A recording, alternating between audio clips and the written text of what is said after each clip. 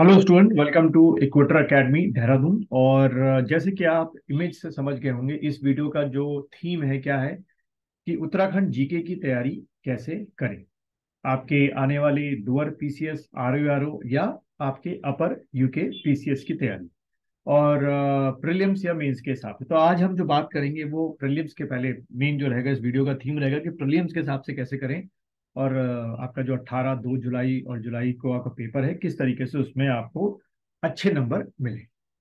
तो अगर हम एक इंडेक्स देखें बच्चों, तो कुछ इस तरीके का इंडेक्स आपको लगभग लगभग हर एक किताब में दिखेगा। ठीक है। तो मैं आपको मोटा मोटा बता रहा हूँ कि आपको एक बात तो ध्यान में रखनी है। सबसे पहले एक बात में ध्यान रखनी है कि उत्तराखंड जीके जो है आपको वो क्या करना है, डेली पढ़ना है। ठीक है, डेली पढ़ना है। अब ये डेली का मतलब ये हो गया कि डेली कम से कम आप अपने लिए कम से कम 1 घंटा निकालेंगे। ठीक है। अब ये 1 घंटा बच्चों किस तरीके से हो सकता है, 20-20 मिनट में 3 बार के तरीके से भी हो सकता है कि एक बार 20 मिनट पढ़ा उत्तराखंड के बारे में, एक बार 20 मिनट पढ़ा, फिर 20 मिनट पढ़ा। मिनिमम की बात कर रहा हूँ, हो सकता है कि आप 2 घंटे उत्तराखंड रोज पढ़े, 3 घंटे उत्तराखंड रोज पढ़े। ठीक है। लेकिन 1 घंटा तो रोज देखो बच्चों आपको निकालना पड़ेगा। या फिर आप ऐसे भी कर सकते हैं कि 30 मिनट का एक सेशन लगाया आपने, उत्तराखंड के बारे में पढ़ा, और फिर दूसरा फिर 30 मिनट का एक सेशन लगाया। लेकिन मिनिमम 1 घंटा पढ़ जरूरी है। अगर आप एक से ज्यादा पढ़ सकें, यानी कि आप 2 घंटे से 2.5 घंटे के बीच में पढ़ सकें, तो बहुत अच्छा है। पहली चीज तो बच्चों ये आपको ध्यान रखना है, क्योंकि उत्तराखंड में कई ऐसे चैप्टर्स हैं जिनको अगर आप रोज रिवाइज नहीं करोगे तो एग्जाम आते आते वो चीजें आपसे क्या हो जाएंगी, एग्जामिनेशन हॉल में गलत हो जाएंगी। बहुत माइन्यूट सा फर्क होता है। क्योंकि सबसे पहला एग्जाम जो, अगर मैं यूकेपीएससी की बात करूं, तो 18 जून को जो आपका पेपर होने जा रहा है, उसके बाद लगातार फिर आपका जुलाई में जो पेपर है दो, तो उससे आपको क्या मिलेगा, 18 जून से आपको एक भरोसा मिल जाएगा कि भाई मैं बाकी के पेपर भी मेरे क्वालिफाई होने हैं। अब अगर हम बात करें कि उत्तराखंड में मोटे मोटे तौर से जो सेक्शन डिवाइड कर रखे हैं हमने, किस तरीके से पढ़ने हैं। देखिए, जैसे कि ये एक आपका है यहाँ से, यानी कि उत्तराखंड का प्राकृतिक कालीन इतिहास से लेकर आपका कहाँ तक, पूरा आपका यहाँ इस चैप्टर तक, जिसमें आपका वैदिक कालीन इतिहास आ गया, प्राचीन राजवंश के इतिहास आ गए, चंद वंश का इतिहास आ गया, और पंवार वंश का इतिहास आ गया, गोरखा शासन आ गया, टेहरी वंश का भी इतिहास आ गया आपका, ब्रिटिश शासन का आ गया, और स्वतंत्रता आंदोलन जो है उत्तराखंड की भूमिका, ये सब चीजें इसके अंदर आ। तो एक आपको इसका, यानी कि आप कह सकते हो कि मोटे मोटे तौर से हिस्ट्री का एक पूरा इसमें कवर अप होगा, जिसमें प्राचीन उत्तराखंड हो गया, मध्यकालीन उत्तराखंड हो गया, आधुनिक उत्तराखंड हो गया, और आधुनिक उत्तराखंड के अंदर भी खास तौर पे गोरखा और ब्रिटिश उत्तराखंड को थोड़ा अलग करके पाएंगे। ठीक है। तो अब आपको ये समझना है कि इसके लिए भी आपको रोज आपका एक डेली का रिवीजन, या 2 दिन में या 3 दिन में एक बार उत्तराखंड का आपको रिवीजन करते रहना है। ठीक है।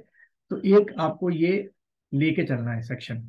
इससे आप मान के चलें कि अगर हम लगभग क्वेश्चन की जो संख्या है, लगभग मान के चलना, मेरे हिसाब से 5 से लेकर 10 के बीच में फ्लक्चुएट करती रहेगी क्वेश्चन। ठीक है। एक ये आपका चैप्टर हमेशा तैयार रहना चाहिए। और मैं फिर से बोल रहा हूँ, उत्तराखंड की हिस्ट्री जितना भी आप यहाँ पर टॉपिक देख रहे हैं, 1 2 3 4 5 6 7 8 9, 9 10 करीब टॉपिक जो है, ये आपको हफ्ते में, यानी कि 7 दिनों के अंदर अंदर कम से कम 3 से 4 दिन में हर हफ्ते आपको पूरा रिवीजन करना है। एक तो पढ़ोगे पहले, और उसके बाद हर हफ्ते में 3 से 4 दिन रिवीजन करना है, रोज 1 1 घंटे इसको देना।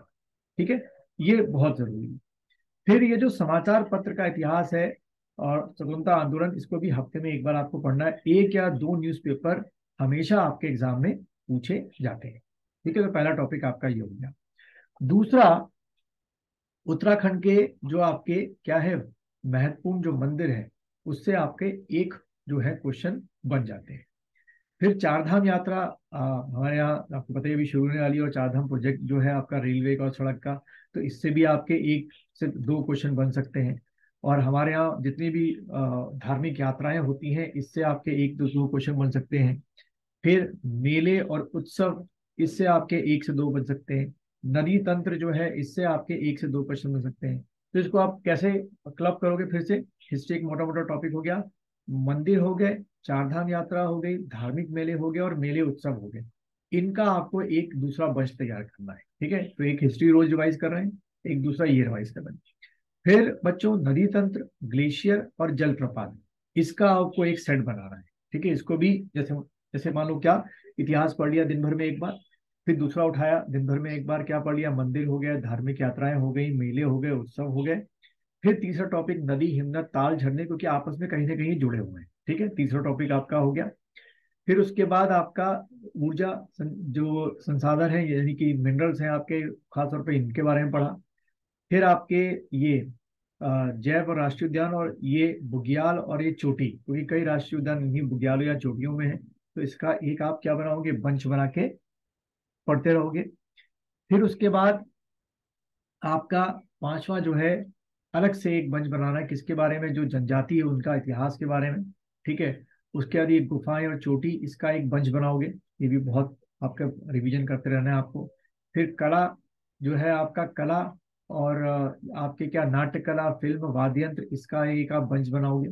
ठीक है, फिर उसके बाद प्रमुख पत्र पत्रिकाएं, ठीक, इसका एक अलग से बंच बनेगा, ये भी आप करोगे। फिर उसके बाद खेल खिलाड़ी, फिर पुरस्कार प्राप्त करता, इसका एक आपका बंच बनेगा।